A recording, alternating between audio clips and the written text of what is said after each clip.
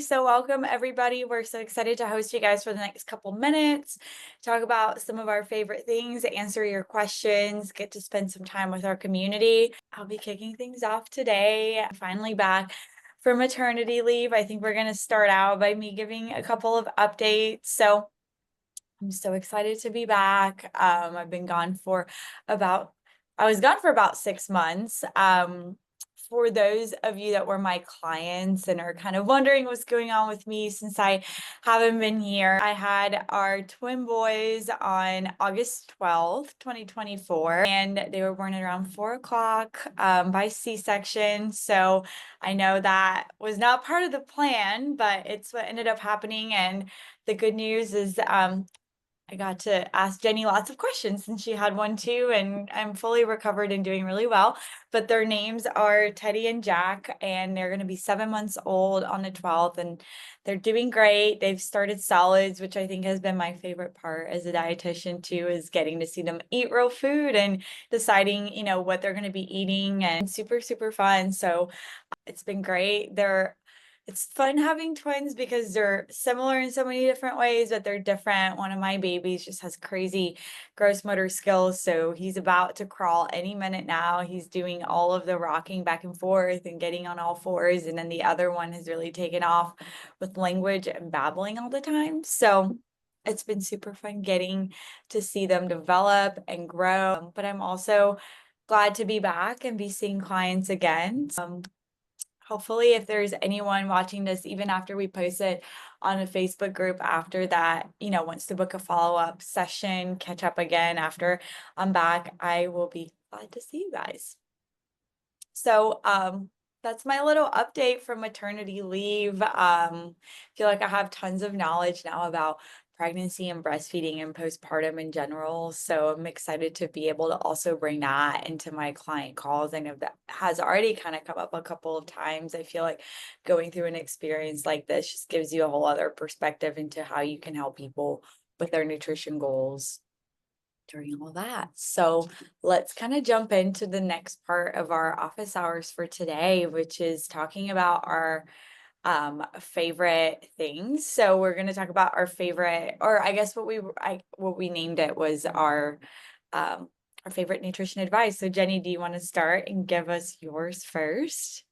Yeah, I will kick it off. And just, we are all just so super excited to have you back, Rachel. And I just love it. I love having you with clients and on the meetings, and you just add so much value to our team. And I'm so glad you're back. And I just think it's amazing that you've been handling two babies at the same time. Like, I can't even wrap my head around it.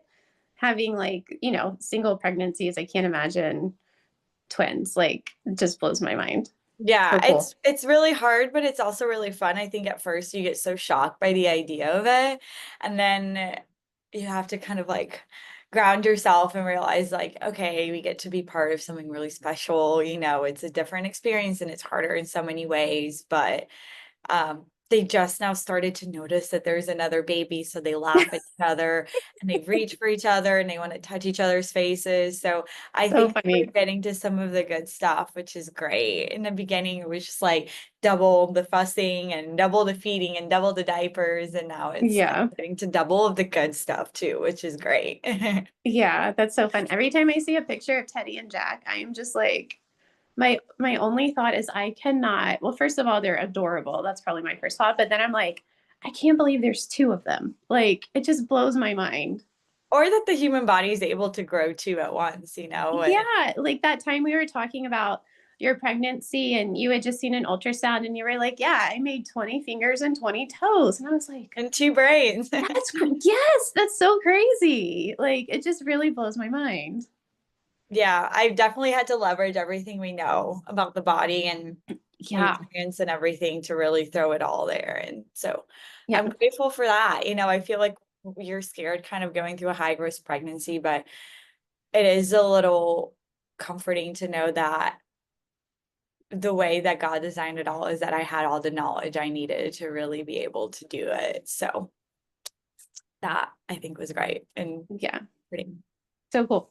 Okay, so favorite healthy eating rules. Mine is going to be Um, 30 grams of protein at every meal. You have to be pretty intentional to hit that. It's like 1.5 palms of your hand. And sorry, I'm on my phone today. I have to run off to a dentist appointment in a few minutes. I'm going to still be on Zoom on my phone. But with that is 2 different colored vegetables at every meal.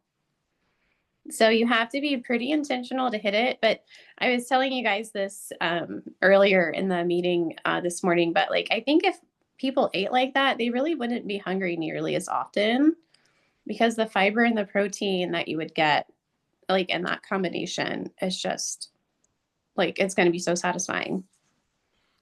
I feel like people get really overwhelmed easily when you talk about all these, getting these vegetables in and stuff. I know we've talked about this before, but what are your favorite ways to make the vegetables so that you enjoy them? Okay, so I am super not picky. Like I keep a basket of organic cherry tomatoes next to the stove. And I rinse them off and throw them in just about every single thing that we eat. Like scrambled eggs, it works. Like if you want to add it to like, last night I made like a ratatouille with some like basil chicken and I threw them in that. Like I literally throw them in everything. And like my husband, who's not as big on vegetables as I am, but he will still eat them, he's like one time like this was such a big compliment. He was like, I really appreciate you doing this because the tomatoes somehow taste good in everything, and like it's just such an easy way to get vegetables in. And I was like, wow, like thanks for noticing that. Or I might have like a bag of raw carrots in the fridge that you can just like rinse off a carrot and nibble on it. You don't have to peel it. It doesn't have to be like an overly processed like baby carrot, but like, if you're not picky, it can be super simple. Or chopping up a bell pepper, just I think like in terms of preparing them, just keeping it simple and, eating them raw, like the seaweed packs to go, I think are super helpful if you're like out and about. I also finally found a way to eat cauliflower that I actually like. Like I've never liked cauliflower, but last week I was trying the glucose goddess recipe, and you like roast cauliflower for like 20 minutes on 400, and then all you add is 2 teaspoons of Dijon mustard, and I think it was 2 tablespoons of apple cider vinegar. So that's like your vinegar hack for the meal. And you just shake up the cauliflower in the sauce, and it is like so good. Like I never would have thought to put that together. Um, so yeah, like that's just kind of what I do to keep vegetables like simple and accessible at our house, is I just make it really easy and I'm not super picky about about it. I I think have a simple is better. 5 minute salad where I just do spring mix, Parmesan cheese, and then you do quick dressing of like Dijon mustard, olive oil, lemon juice, salt and pepper. Because sometimes, in my head, I'm like, oh, I have to make a salad. I have to chop all these veggies. I have to put this Yeah. together. And it's like sometimes just the greens with a basic dressing also tastes amazing. You don't have to. Are the extra veggies great? Sure. And if I have time, I'll definitely pull it together. But other times, even just some simple greens can do the trick. Those are awesome. My rule or the way I look at things is, especially when I'm starting to work with a patient, is what's the most impactful things that can make a huge shift. So it's really about working with each person, with their lifestyle, with the diet, with their health conditions. But like I start with clean water. So many people have, inadequate filters and the amount of toxins that we're constantly getting. So I look at everything we drink. So water, a lot of people have a couple of cups of coffee or tea, making sure that there's no heavy metals or mold in those things.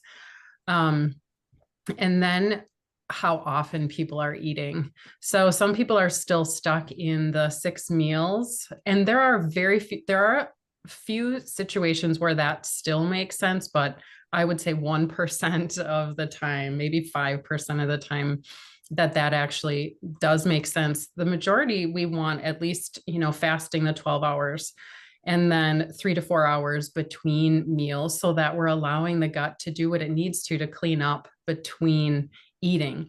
So that's one of the big things with our SIBO patients specifically. If you're constantly feeding that gut bacteria, we're creating a situation for potential overgrowth. So most impactful finding, so even like fruits and vegetables, you know, I'm sure you've heard of the Dirty Dozen and the Clean 15, making those impactful. If you can't afford to do everything organic, meats, you know, I'm pretty particular. I don't know about you guys, but pretty particular about more organic or grass fed, because I feel like there's so much opportunity to have antibiotics and, you know, those stress hormones and all that stuff in the foods. So that would be mine. Rachel, how about you?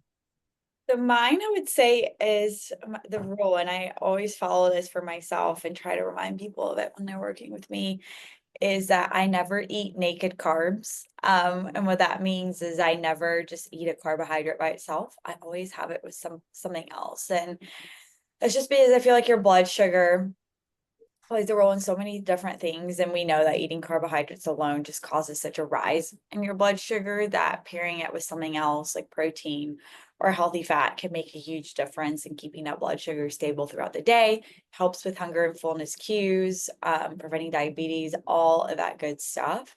I think I heard it in a blog post, or I don't know where I stole this from, but someone said to always dress them up. And so I think that helps me remember that these foods are foods that are meant to have a buddy, right? You don't want them to be alone and be creating chaos. So maybe think of it like Teddy and Jack. They always come in pairs. They're never alone. If they were alone, they'd be creating too much trouble. I But think that it's is my interesting. role. Yeah, I think a lot of people, especially when they snack, they'll just have like an apple or, you know, something that's super healthy, but it's just the carbohydrate or popcorn, you know, that, I mean, I feel like that's another typical one, you know, something Yeah. that's just carbohydrate. And especially if you've ever done a CGM, you know, the type of spike you get with just a Yeah. carbohydrate, it's pretty crazy. Yeah. My favorites are like hard-boiled eggs. A piece of cheese is another good one. Nut butters, nuts in general. Are you a fan of Marcona almonds? I've been like super into that. You I tried those haven't, before? no, I haven't. I What? love the taste of it. My mother-in-law actually got me into them right after I got back from the hospital. When you're breastfeeding, that is the time where you are gonna need more snacks versus like longer stretches without eating.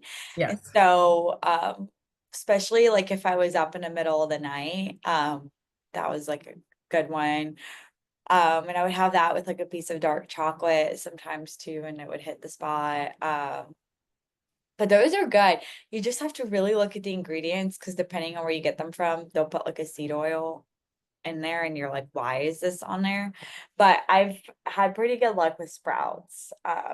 Having just like the almonds and like all because it needs like a little bit of oil in it, I guess, to keep it like moist. Um, so they use olive oil, which is great. But that one has been like I love doing like a snack plate with that too. That's been like my favorite thing like breastfeeding so far is the extra snacks. Yeah, I think that's my rule. I think that's a good one to think about. And I think it's one where people don't realize it. They're like, I'm eating a banana or a piece of fruit without really realizing what it's doing to their blood sugar.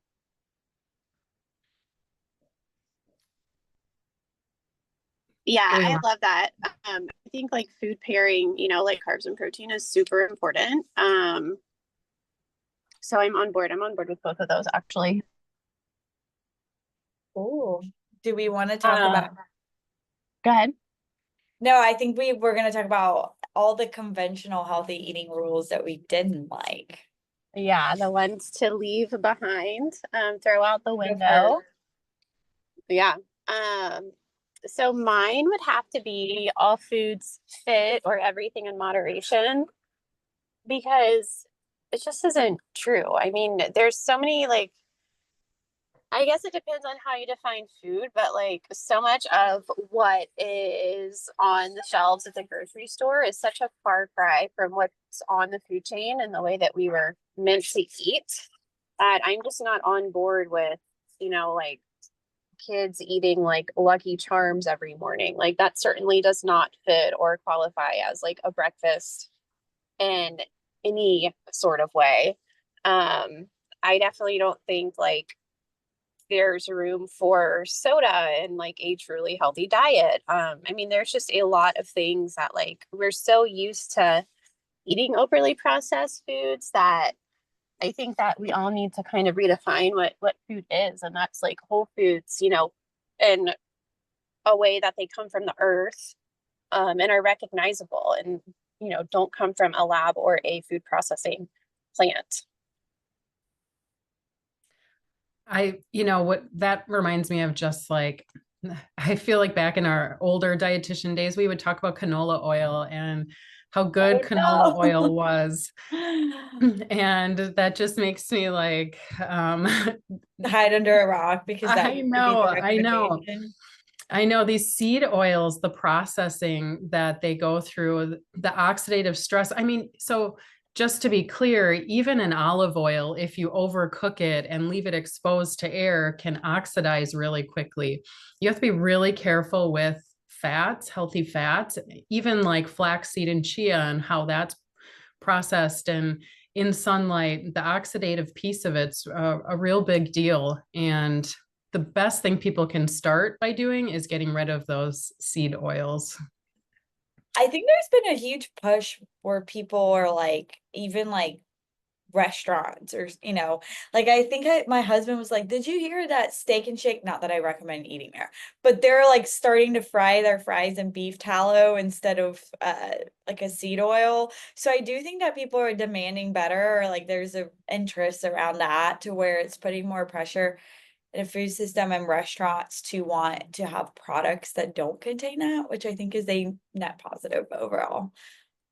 Right. Another really big oil is soybean oil. I feel like so Yeah. many restaurants utilize that. And my daughter, after doing MRT, was most sensitive to soybean. So we had to be super careful, especially ever eating out. And I would say most use some sort of, it's either like canola or soybean oil, as the option for anything they're sauteing or cooking. So we're getting a ton more exposure to these things than we recognize. For sure. Yeah, I agree. I had to do the same thing with Andrew when he did MRT. We would have to ask what kind of oil they used in the fryer. And everywhere you went, it was soy. So like even though I personally avoid soy, and I that's just a personal preference. I don't know. That's a story for another day. But like I would think I was eating a soy-free diet, and come to find out like I'm not, because it's like soy oil is everywhere. So yeah, that's kind of a sneaky place. And you know, another thing just conventionally done that's not right is cooking things like using the wrong oil at the wrong temperature. So kind of like what you were alluding to earlier, Erica. I'm thinking specifically of like olive oil and like the Food Network chefs. Like, I feel like they use olive oil for everything at like 425 degrees. And at that point, the oil gets rancid and it's actually carcinogenic. So I think just educating people on the right oil for the right job is really important too. Nice. Did you have something else with that, Rachel? Or should I move on to mine? No, I was just gonna say I think that's such a great point, Jenny. Like right next to where I cook, I have an avocado oil and I have an olive oil, and I kind of alternate what I'm using. Sometimes I'll use a grass-fed butter, but that one is tricky because I do feel like it burns. It's such like it can burn pretty quickly.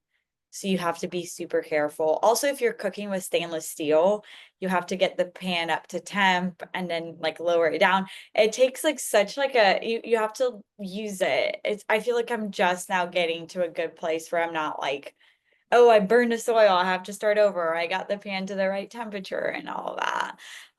So it can be tricky. It's like a learning curve to getting there. I really like, so Jenny got me on the Fond brand for bone broths, Yeah. and they have a whole line of tallow. So I just started cooking with the beef tallow a little bit and experimenting. I wasn't sure how beef flavored things would be or not. I've found it's not an overpowering flavor at all. and it works pretty well. So that could be another option Yeah. to consider. I haven't cooked with it before too. I always have like avocado, olive. I use coconut oil for certain things, and I like the unrefined one because I'm like, if I'm gonna use it, I kind of want the coconut flavor personally. So like anything that's like an Asian, like if it's a curry or a Thai dish, I always use that. And I feel like makes it perfect. But yeah, those are good ones. For Nice. my conventional rule, I had you know how people always say, oh, you eat smaller meals throughout the day. And that doesn't necessarily, I've never, you know, that's more like promoting grazing, I feel like.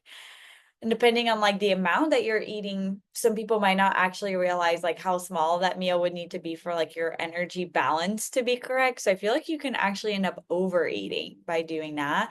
And I feel like there's a lot to be said about like really making sure that your macronutrients that are right, that you're satisfied at meals. Also, I feel like that's annoying. Not that like I don't enjoy eating, but like you have to stop and like think of like so many different things to eat throughout the day versus like three things to eat.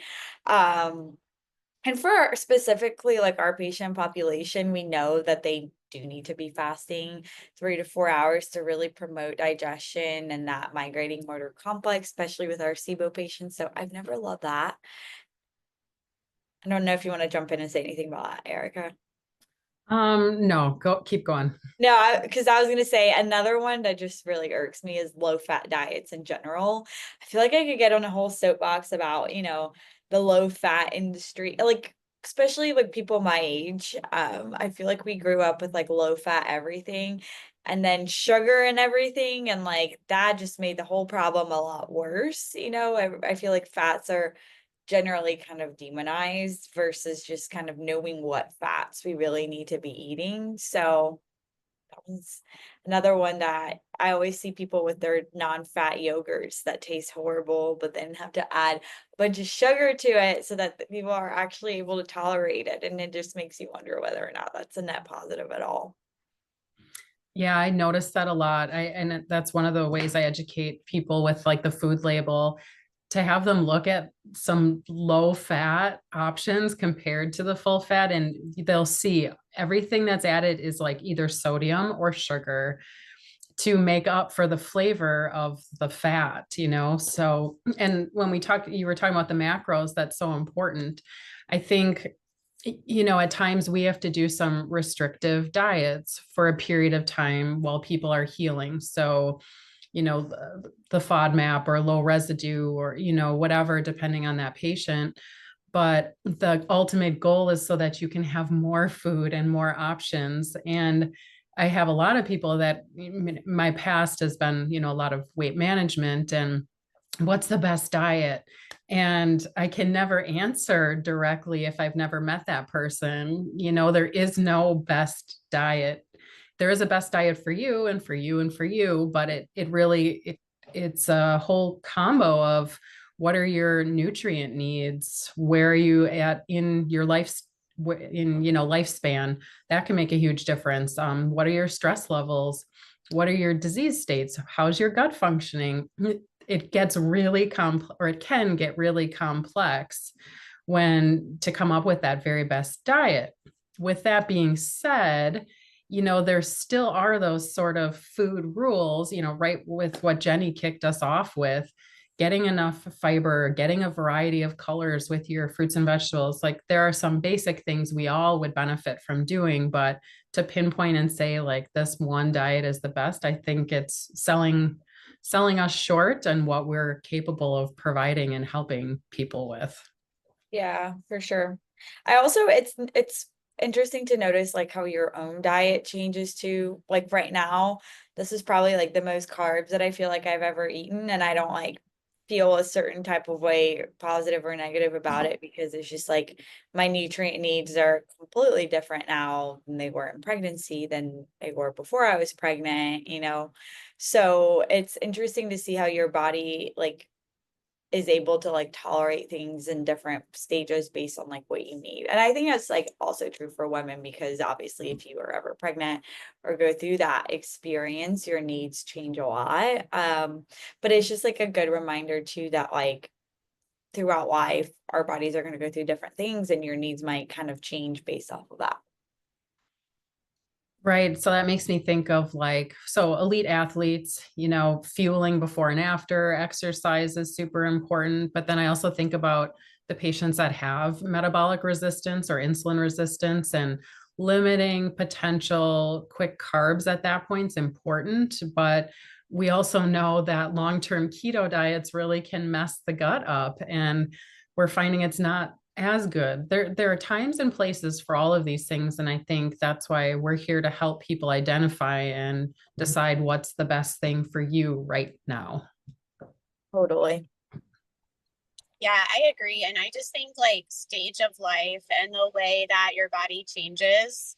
I mean, I can't get over like how different like the way I need to eat is now that I'm 41 versus like how it was in my 30s, or like what I could get away with in my 20s. Like it is just, it's insanely different. And I'll just one more conventional rule that I used to tell people to do this, but like since wearing the CGM, I'm like, wow, like we shouldn't be doing this, is having a snack before bed. And also people who are going to exercise, like having a snack before your workout. Because I think in both situations, like metabolically, we don't want to be like breaking down food at that time. Like we're trying to either like burn stored energy, or if we're going to bed, we certainly don't need to be like fueling ourselves, you know? That like CGM experience just really opened my eyes to kind of both of those scenarios and how I felt about like snacking before them. And also like in different stages of life, like your body just reacts to things so differently. I think that was a great way to sum it all up.